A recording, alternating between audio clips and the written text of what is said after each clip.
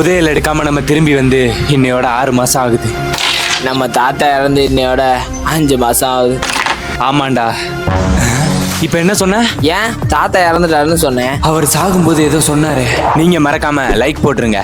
டே தம்பி, தாத்தா ஓ பிறந்த நாள் வரைக்கும் நான் உயிரோட இருப்பேனான்னு தெரியாது.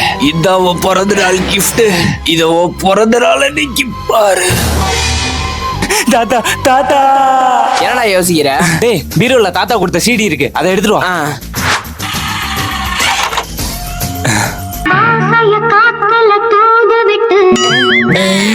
டேய், இது இல்லடா. உன்கிட்ட சொன்னதுக்கு நானே எடுத்து வந்திருக்கலாம். மூக்குத்தியப்பா எல்லாம் மட்டும் காப்பாத்திரு. வாங்கடா பேராட்டிகளா, நீங்க வருவீங்கன்னு எனக்கு தெரியும். இதை நீங்க பார்க்கும்போது நான் உயிரோட இருக்க மாட்டேன். என்ன அவனுக்கு இப்ப? அதால சீரியஸா பேசும்போது சிரிப்பா இருக்கடா. டேய் சும்மா இரு. இதுக்கு முன்னாடி நீங்க எடுக்க போயிட்டு திரும்பி வந்த புதையலை விட இப்ப நான் சொல்ல போறது 10 மடங்கு பெரிய புதையல்.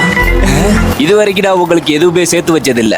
ஏதோ என்னால முடிஞ்சது இது ஒண்ணுதான். நம்ம வீட்டு பரடி மேல ஒரு பொட்டி வச்சிருக்கேன், அதை எடுத்து பாருங்க. மத்ததெல்லாம் தாளா நடக்கும்.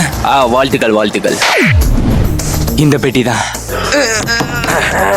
என்ன வரமாட்டேங்குது. டேய் திறக்க முடியலடா. திறக்க முடியலையா? தள்ளு. பழைய பொட்டிங்கிறனால ஸ்டக் ஆயிருச்சா? பாஸ்வேர்டா? இத பத்தி தாத்தா எதுவுமே சொல்லலையே. தாத்தாக்கு பிடிச்சது பாட்டி தான். பாட்டியோட பர்த்தி ஏற்படுவோம். ராங் பாஸ்வேர்டா? தள்ளு, நான் ட்ரை பண்ணி பாக்குறேன். ஓபன் ஆயிருச்சு. எப்படிடா? என் பாட்டியோட பர்த்தி இயரை போட்டேன்டா. அட ப்ளே பாய் தாத்தா.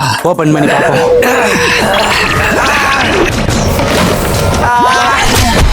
என்ன இடம் இது? என்ன ட்ரெஸ் எல்லாம் மாறிடுச்சு. மேப். வெல்கம். இந்த புதையல் வேட்டைக்கு உங்களை வரவேற்கிறேன். இந்த புதையலை எடுத்தால்தான் உங்கள் உலகத்திற்கு நீங்கள் செல்ல முடியும்.